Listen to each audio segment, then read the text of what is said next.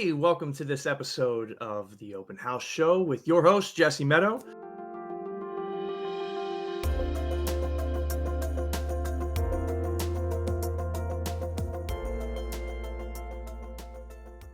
We have a very special guest with us today. We're going to be talking about small schools, the challenges they face, and how to overcome them. And there's no one better to talk to us about that than Mrs. Aubrey Bursch. She's the founder and CEO of Easy School Marketing. Join us right now without any further ado. Hello.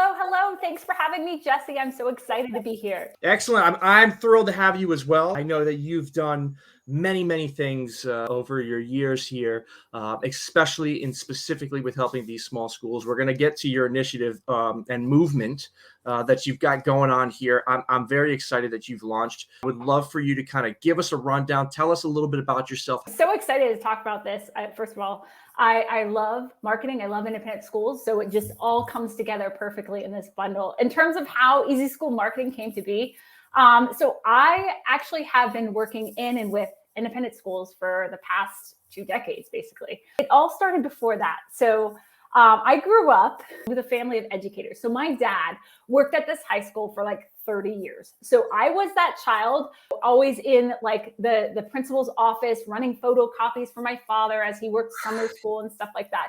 So literally, I grew up in schools, and that really put a love of working in education in my heart. And at first I was like, well, is working as a teacher, my calling or this? And then I fell into the world of like marketing and development. And I'm like, oh, yes, this is for me. This is how I can make an impact. This is how I can make a difference.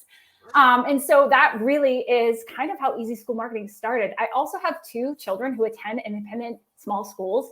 So that gave me that different perspective of like, oh, I see how marketing and development is working behind the scenes, but here as a parent, this is how I'm experiencing it too.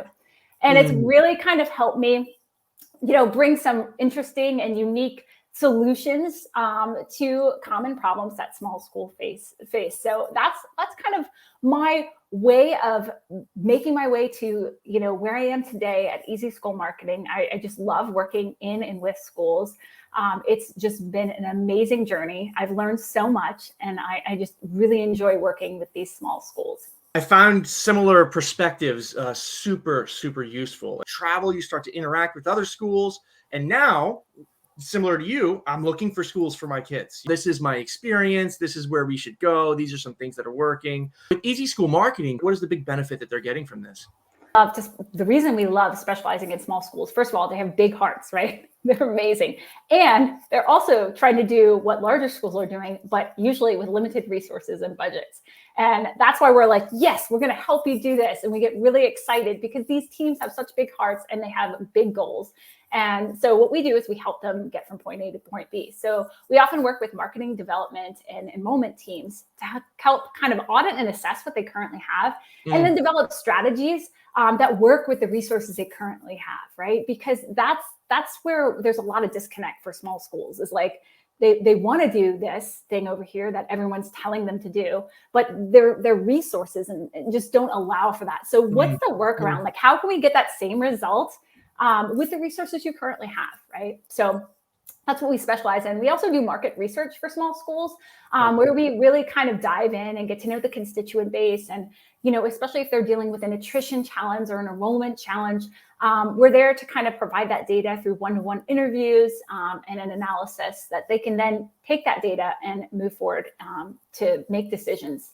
So that's basically what we do at Easy School Marketing. We love working with small school teams, and we get to know them really well. So. Oh, I'm sure you do. The school community, especially with small schools, I imagine, one, the needs there, but 2, it's so small, the community, that you're really having those one-on-one interactions. Things really aren't getting lost with different personnel. When we talk about partnerships with our clients, it's like, yeah, so, some of them are very tight. Some of them are, hey, we hired you to do this. We are busy over here. I would imagine that small school interaction that you have, no matter who the client is, it's really going to get personal. You're going to get to know them. and their school. And, it's funny you say that. I can't even imagine, if we didn't have the big budgets of larger schools, going to hearing a presentation or seeing a webinar or reading an article about this huge success story that you want to implement, but it's just not possible. It's almost like a FOMO moment. How do I do this? But it's not possible. And to have someone like you to come in and say, hey, it is, we just have to do it a little bit differently. And this is how we might be able to achieve that. And that data is king. Going through all these market research, working with these schools, do you find that there's a single biggest issue that they have, or is it kind of all over the place? Well, in terms of like market research data, it is very specific to the school. So usually we're hired because there might be attrition challenge, or maybe they want to expand their program, but they're not sure if their community is ready to support something like that. And so what we give them is we're asking like a certain set of questions for each interviewed parent. And those questions help the school determine, like, one, what's their value proposition? Like, why are parents here in the first place? Like, what are the key issues the school has? What are the things that they're doing super well, like really, really well? And then is the thing that they're trying to launch or correct or something, is like, what are parents thinking about that? And what are their key objections? For example, what would be their key objections to enrolling in a new program or something like that? So then we just present that information to the school, the board, the school, and everyone like that, so that they have a better understanding of, what they're dealing with. So every community is different. I mean, I will say communication always comes up. It always does. I mean, how important is communication? Educating parents, I think, is huge. I'm sure we'll dive into like different trends with marketing, but internal retention is really a big thing. And so when we see schools have issues with, attrition, retention, all that stuff, then we're looking at like, okay, so what are the communications like? And how are we educating to the next level and to the end product to make sure parents feel invested in staying? It's very interesting to see how a school operates, external communication versus internal communication. We've had some experiences where, they've had 3-4 personnel, which in K through 12 school terms is a big department, definitely a decent sized department for communications, but they're all focused on internal work. There's all these event promotions and, there's no external, and then vice versa. All they're doing is marketing outside. There's no intentional communication outside of, here's the newsletter. I really love taking a lot of, the newsletters are important, but I really love taking the holistic approach on that, organically kind of producing some content, obviously videos, and pushing that out so that they can stay engaged. Maybe they didn't come to the event, but they can stay engaged in what's going on. But implementing it, I imagine tactically, is always a challenge, especially depending on, I don't want to say which hat, more of how many hats that they're wearing at any given time. Obviously, the budget constraints limits everything. Money can limit a lot of your options. What were some of the effects on small schools on the pandemic? I mean, I imagine everything is really magnified at that level. Oh, absolutely. I think you named one of them. I mean, we have a huge shift in enrollment. It was very intriguing to watch and experience, right? So small schools that had never had a wait list before, ever, or never been full before, are now full. There are some small schools I know that doubled enrollment. Like, that's insane, especially as a small school. And then yet they're still considering themselves a small school, even though their enrollment might be doubled and they might be, classifying themselves more as a larger school. But that changes everything if you think about it. Like, it changes the culture. Absolutely. It changes like the experience of parents. And then if you think about it, the experience of the parents and the families that were there prior to the pandemic, and then those who joined during the pandemic, they're two different experiences, and there are two different set of expectations for that school. And so a lot of schools trying to navigate that and figure out, how can we join these cultures together? And like, who are we? Who do we serve? Like, how are we serving? It is really kind of the questions that have come out of that, especially for those schools who have seen such significant cultural shifts, both in families and also in faculty and staff too. I mean, we often forget, like, they've changed too. Or maybe you brought on, with all that doubled enrollment, you brought on a whole new set of faculty and staff, and how are they being acclimated to the culture, the traditions, especially since many of those traditions went away over the past few years. There's just a lot to think about. And so I think schools in that situation have been challenged in trying to navigate it and really continue to serve their families and the faculty and staff that are at their school. Now, I know that we were talking a lot about, the small schools, and we're kind of defining it, just to define it a little bit, in terms of 400 or so less, right? So this is such a hot question. All right. Everyone wants to define small schools. And what we've found, it's so intriguing, is that there will be schools with 600 students who think they're small schools because the school down the street is much larger, or they're struggling with resources in terms of time, energy, and staffing or budgets, right? So they are facing the same challenges as smaller schools than them. So it is very intriguing. Like, I almost ask schools to identify themselves as small schools because the definition or lack thereof that we have around small schools it's challenging. It is really challenging. And what do we say for those small schools who now have double enrollment? But maybe also they didn't build out their staffing to support the new enrollment. So they're still struggling with like limited resources and everything like that. So it is a very intriguing question. Like, what is a small school? How do we define it? And I don't think there's one right answer. A lot of people say under 400, under 300. But it really depends on that school's kind of how they're defining themselves, what their resources are, what their budgets are, like who they are, what their mission is. I think a lot of elements go into kind of that definition. Absolutely. And, I think you touched a good point, which is interesting to think about, actually, is the geographical location. What other schools are around? This school over here in Orlando, might be a small school, but in, Northwest Arkansas, this might be a very large school, or a medium-sized school. So that can play a lot. And that's obviously, the offering that you're kind of giving to your community. We're a small school offering. We're smaller. Were there differences in how they were able to come out of the pandemic, how they were able to kind of recover? What were the options that they had? Did they differ from larger schools in big amounts? So I think every small school is different, and how they've navigated after has differed depending on their situation. But some things that we've noticed are that, like, small schools who saw increases in enrollment weren't necessarily quick to hire on for additional administration. And this is very intriguing. And I think a lot of that comes from, especially those who never had wait lists before, or maybe had budgetary issues in the past. They were hesitant to say, let's invest more money in our, like, we consider like a larger admin team or like marketing or development or anything like that. They were a little hesitant to do so because they weren't sure how long this was going to last, right? And I think that question is still out there. How long will this last? And we've been doing so we did hundreds of parent interviews this year as part of our market research. And I will say small schools especially are in an interesting situation because, and this is probably true for larger schools as well, but like when we're interviewing those parents who came during the pandemic, let's say where they were fleeing from something, perhaps COVID guidelines, whatever it was, maybe they weren't happy with their child's current educational, experience. They actually never intended to pay for education. That was never part of their long-term plan. So now they're in this interesting situation, especially if you think about elementary school students, especially because they have elementary, middle school, and high school to go through. So now parents are either using college funds or funds they had never anticipated using before. And so it is a very intriguing situation because a lot of them are saying, what do the next 2 years look like? Are we staying in this through the end? How are we going to afford this?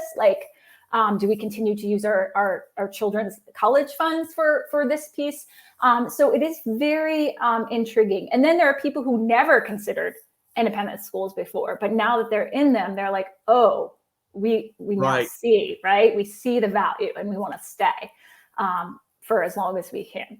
So there's been a couple of interesting trends that we've seen, and that I'm eager and curious to see what what's going to happen in the next 2 years with this boost in enrollment, with everything that's happening in the educational space, and with the increased competition of non-traditional educational offerings, right?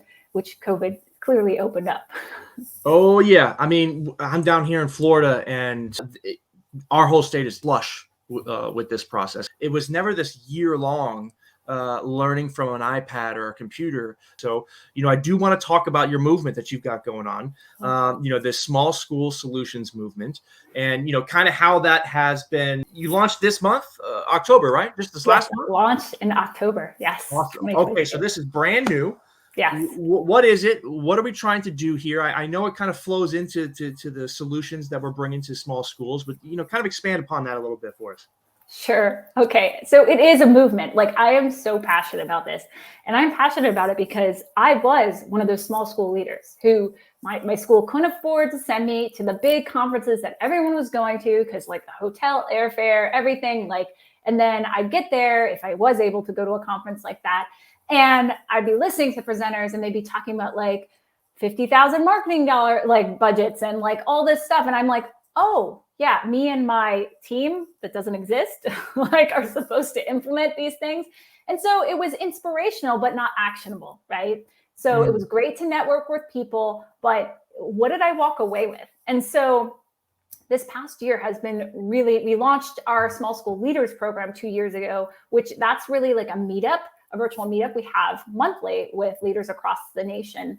And that was really successful. And during that time, we realized, you know what? There's not a lot out there professional development wise for small school leaders. They do face very unique challenges, limited resources, limited budgets, like they're juggling. I mean, every school you're wearing many hats, but with small schools especially, you're wearing a lot of hats. So we were wondering, how can we help support these amazing school leaders so they don't burn out, so they stay in these schools and do their magic, all the wonderful things they're doing for the schools. And so we said, okay, what if we created this ongoing professional development that really served them? And not only, a lot of times you go to, professional development, it's people talking at you for a long time without really an engagement piece where you could ask questions or get support or share your screen or show what you're working on. And so we created something that allows schools to do that. They have a question, they can ask it. We do a workshop, they share their screen and show me their survey, and we can give direct feedback. So it makes it they're not just inputting all this information, they're able to move forward with things, so that it's almost like having an extra person on your team to really help guide you through the challenges or toss around ideas about how to do certain things in marketing development and enrollment. And that's what we created here for small school leaders through the Small School Solutions program. So we're really excited about it. And part of that, the other thing that I'm passionate about regarding Small School Solutions is that part of that is all the members get access to our Small School Leaders virtual conference that we're hosting in February. Date to be determined, it will coming soon. But that is the first kind of virtual offering that has been specifically tailored to small schools. And it's going to be a multi-day event that features not only wonderful experts from across everywhere, but also they're tailoring their content to serve small schools, right? And in addition, we're going to have roundtables so people can get to know each other, share ideas. We're going to have panels. So it will be really something that's tailored to small schools for small schools. No, that's going to be huge. And, we talked a little bit, previously about, how some of the conferences, especially the ones we've attended, they have great ideas, great success stories, but it's just not possible as far as, whether it's the budget or the manpower, the bandwidth that someone's going to need to put those together for a small school. So having something where they have the presentations and a conference where it's specifically geared for them, everything that they're going to hear is something that they could apply at home, which is going to be great. I'm super excited about that. I mean, I'm looking here, you've got Q&A sessions with this, the community piece for me, I think is huge. I'm actually a part of a few different groups where, sometimes it's not so much right here and now, but, you send out a message, hey, trying to do such and such, any recommendations, or have you done this at your school or at your place? And, over a day or two, you start to get some responses and you start to take that conversation into different places. And it's hugely helpful. And it costs nothing. And not even time. Like, it really is more or less a question. You start hearing some feedback, you message some people back, you build some relationships. I always liked it through that, because once I found an answer from here, I usually went to them for other stuff too, and vice versa. I found a lot of actual relationship building through some Q&A sessions with community members. And I think that's huge. This is going to be such a great thing for them to be involved in. And, if they wanted to, whether, maybe a vendor like myself or the school community, the Marcom department, in my Marcom department, whoever the director of marketing is. I actually ran into one. I think they were out of New York. It was a school. The headmaster, the head of school, was the director of enrollment and the marketing director. She handled all of it. She did everything. And I'm just like, oh my gosh, I couldn't even imagine. That she's not alone. There are others out there. Exactly right. Exactly right. But this is something that would be able to help them. Mm-hmm. How would they be able to kind of get involved in something like this or find out some more information? Sure. They can go to easyschoolmarketing.com/solutions to find out more about small school solutions. And we are so fortunate to have so many wonderful, like yourself, independent school businesses and contractors that work in the space that have a wealth of experience and knowledge to share with small schools. And so we've been really working with trying to find those people and get them in front of our small school solutions audience, because that's amazing. You already have all this expertise, and now these small school leaders have the opportunity to ask questions, get answers in a really intimate setting, and build community with the consultants and businesses that are serving independent schools. So if you're one of those people, please just contact me at Aubrey@easyschoolmarketing.com.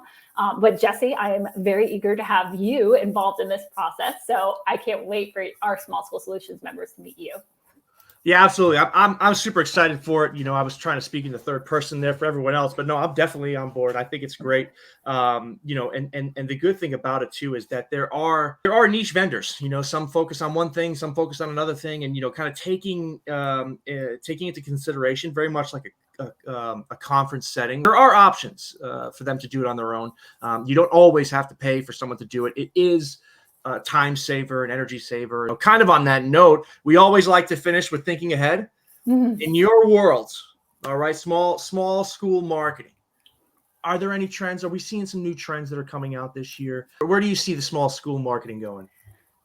Well, it could go in many directions, but I will say, my philosophy is always, looking at the holistic role of marketing.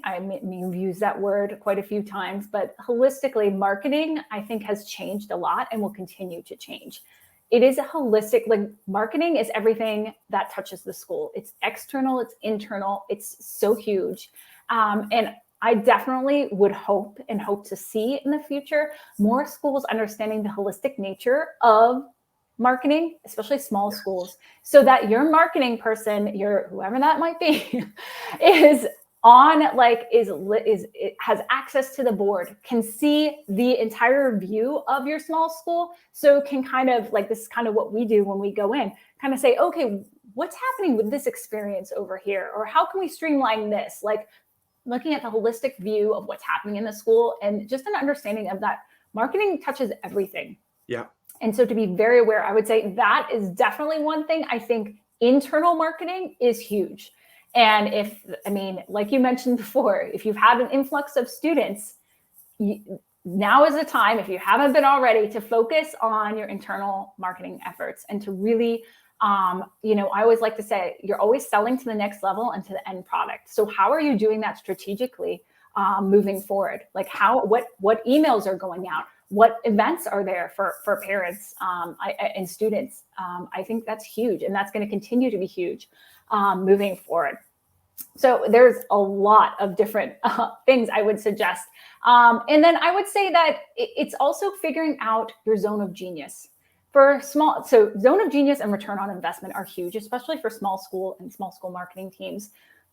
What is it that only you can do and you can do well?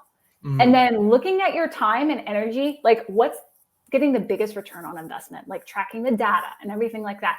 And then asking yourself, if I'm spending a lot of time and energy on this one thing, can I outsource it? Can I delegate it? Can I delete it? Right? Those are huge things for someone who's in a small school to ask, because typically in small schools, this is what happens. They just pile things, like someone's like, oh, this is a great idea. Let's do this. And the plate just gets heavier and heavier, and something's got to go. So that's, I think, something that is a trend that's going to, if it hasn't happened already for small schools, it definitely needs to happen for small school marketing teams moving forward, for sure, because you need to identify your zone of genius, your return on investment, what you can outsource, delegate, or delete for your team so that you are moving your goals forward. Otherwise, you're kind of just taking more and more on, and you'll either burn out or the things that you're trying to push forward won't move forward. No, you're absolutely right. I couldn't agree more. It's almost like they need to have that entrepreneurial spirit. Start having the mindset of, okay, yes, I could do this, but is my time more valuable doing this? How do I get rid of that? One thing that we talk a lot about too is the length of time that we have to educate. Marketing is a long term. They think they're doing marketing. It's more of a sales, 2 months of an event promotion. It's not marketing. That's a sales thing, Marketing is a long term. Okay, we have this enrollment season. We have next enrollment season. What does 3-4 years down the road look like? Those are key points. I would love to see those things happen, with small schools, and I think it's going to help them a lot. I really appreciate everything that you're doing. I appreciate you coming on the show.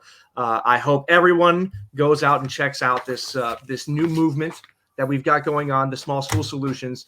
EasySchoolMarketing.com. Please go check out Aubrey. Thank you so much for taking the time with us today, and we'll see each other soon, I'm sure. Yes, absolutely, Jesse. Thank you for having me. Of course. Well, that does it for us this week. I hope you enjoyed the show. Tons of content there for you. If you'd like to see this entire episode or any other episodes, you are more than welcome to check out schoolcraftdigital.com under our resources page. Thank you so much. Have a great rest of the week.